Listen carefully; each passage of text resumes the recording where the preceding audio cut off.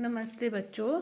कक्षा 8 विषय विज्ञान और लेसन 15वां है कुछ प्राकृतिक परिघटनाएं। तो इसका जो एक पार्ट है वो अपने कर चुके हैं।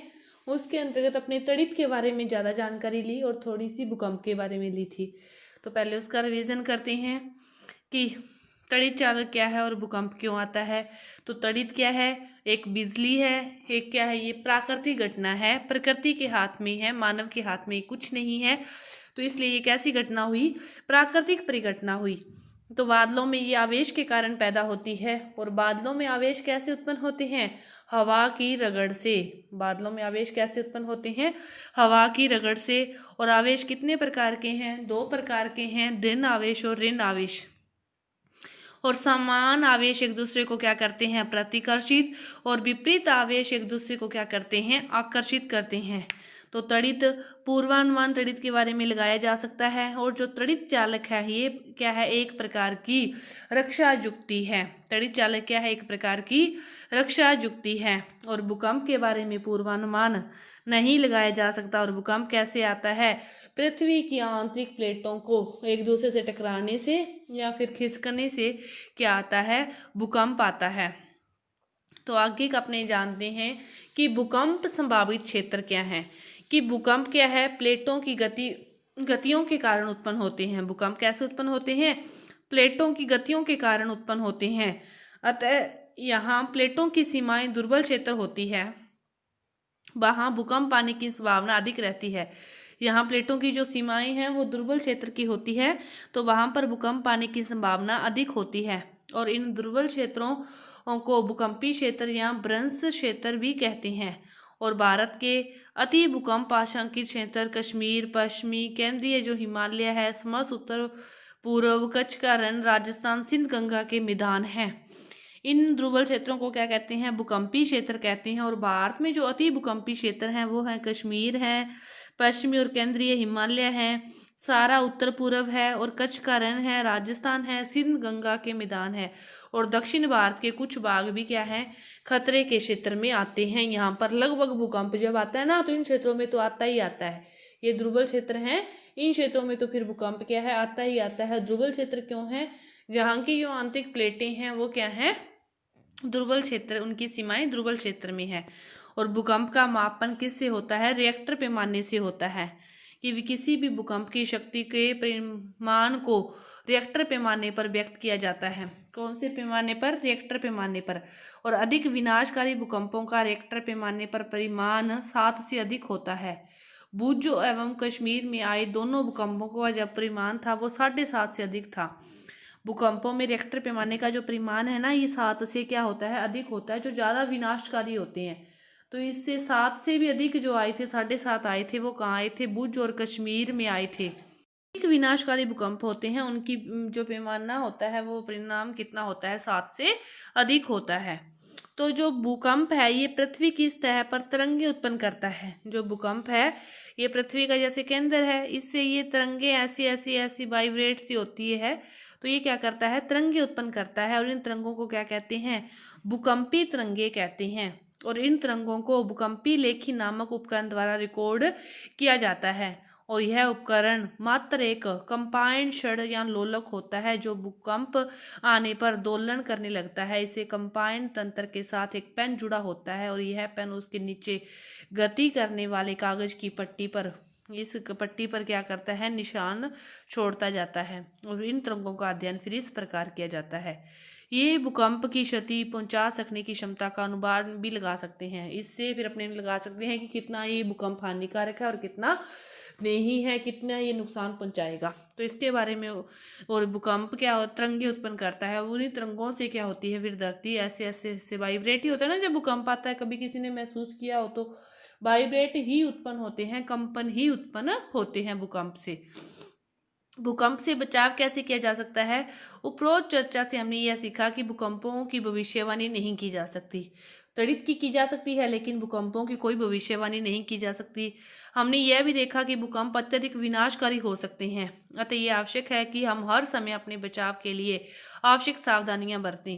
कि बहुत विनाशकारी हो सकते हैं भूकंप क्या है, विनाशकारी हो सकते हैं और इसके लिए अपने खुद को सावधानियां बरतनी चाहिए कि भूकंपी क्षेत्र, यहाँ भूकंप आने की अधिक संभावना है, में रहने वाले लोगों को इनका सामना करने के लिए विशेष रूप से तैयार रहना होता है।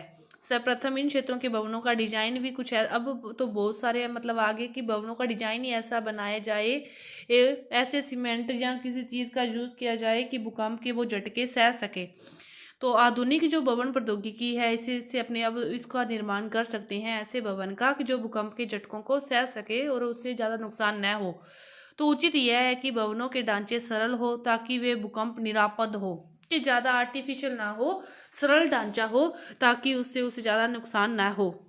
और किसी योग्य आर्किटेक्ट या संरचना इंजीनियर से परामर्श करके ही जो भूकंप वाले क्षेत्र हैं उधर भवन बनाने के लिए किसी योग्य आर्किटेक्ट और इंजीनियर से मदद लेनी चाहिए, परामर्श लेनी चाहिए, ताकि ऐसा हम मकान बनाए, सरल मकान बनाए, ताकि भूकंप के झटके वह मकान सह सके। क्योंकि मकान जल्दी जल्दी नहीं बनते, एक बार बनाने के बाद बहुत टाइम निकल जाता है।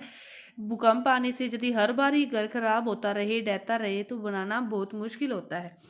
तो अत्यधिक भूकंपी क्षेत्रों में भवन निर्माण में भारी पदार्थों की अपेक्षा मिट्टी या इमारती लकड़ी का उपयोग फिर अधिक अच्छा होता है। जहाँ बहुत ही ज़्यादा हो, वो भी घर ढह जाएगा तो ज़्यादा क्षति ना हो, इसलिए लकड़ी का प्रयोग किया जाना चाहिए। अलमारियों इत्यादियों को दीवारों के साथ जड़ना अधिक अच्छा होता है, जिससे कि वे आसानी से न गिरे। दीवार घड़ी, फोटो फ्रेम, जल तापक आदि को दीवार से लटकाते समय सावधानी रखें ताकि भूकंप आने पर वे लोगों पर न गिरें। चूंकि कुछ भवनों में भूकंप के कारण आग लग जाती है, अतः ये आवश्यक है कि सभी भवनों, विशेषकर जो ऊंची इमारतों में अग्निशमन के सभी उपकरण कार्यकारी स्थिति में होने चाहिए। यह भी ध्यान में रखना चाहिए। तो केंद्रीय भवन अनुसंधान संस्थान रुड़की ने भूकंप प्रतिरोधी मकान बनाने के लिए कुछ जानकारी उन्होंने भी विकसित की है कि ऐसे मकान बनाएं ताकि भूकंप में कोई भी नुकसान न हो। तो अब देखो कुछ क्वेश्चन देखते हैं अपने इस क्वेश्चन पार्ट से संबंधित, कि जब कांच की छड़ को रेशम के कपड़े से रगड़ते हैं तो क्या होता है।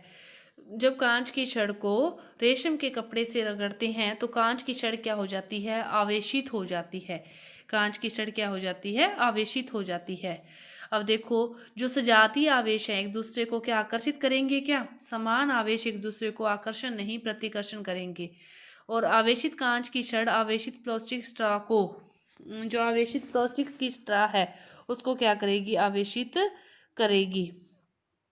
तड़ित चालक किसी भवन की तड़ी से सुरक्षा नहीं करता है। और भूकंप की भविष्यवाणी की जा सकती है, नहीं की जा सकती।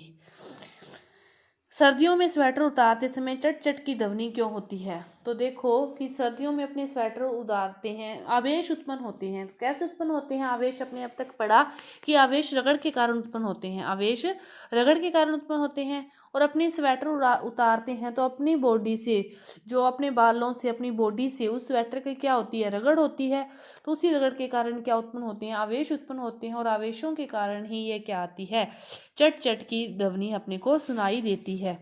और जब हम किसी आवेशित वस्तु को हाथ से छूते हैं तो वह अपना आवेश खो देती है। क्यों, क्योंकि हम जब किसी भी आवेशित वस्तु को अपने हाथ से छूते हैं तो वह अपना आवेश इसलिए खो देती है क्योंकि जो उसका आवेश है ना वो अपनी बॉडी में आ जाता है और फिर अपनी बॉडी से वो किस में चला जाता है, धरती में चला जाता है, पृथ्वी में चला जाता है।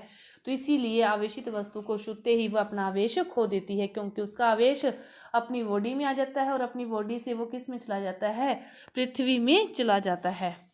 तड़ी से सुरक्षा के 3 उपाय, कोई भी आप 3 उपाय देख सकते हो कि तड़ी चालक का आप उपयोग कर सकते हैं। तड़ित के पूर्वानुमान होने से अपने घर से ना निकले।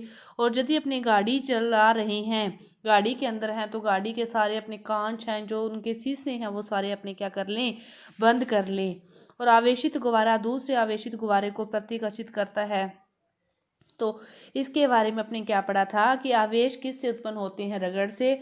आवेश कितने प्रकार के होते हैं, 2 प्रकार के, एक होता है धन आवेश, दूसरा होता है ऋण आवेश।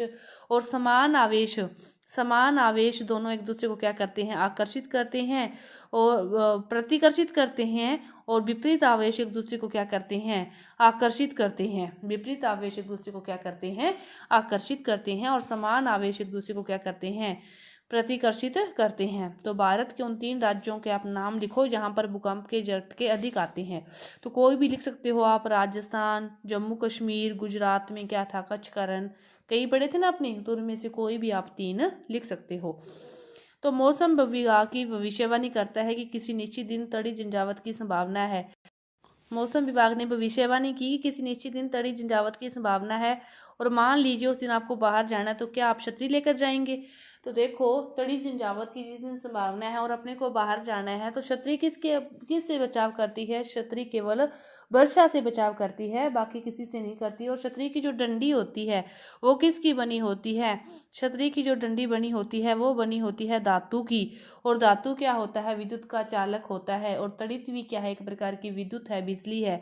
तो यदि उस दिन तड़ित आना है तो अपनी छतरी लेकर बाहर जाएंगे, तो ये अपने लिए सही नहीं है, क्योंकि यदि उस पर तो फिर वो बिजली गिरेगी ही गिरेगी और उसके माध्यम से वो अपने शरीर से होते हुए धरती पर संपर्क करेगी, तो जो अपने लिए हानिकारक है।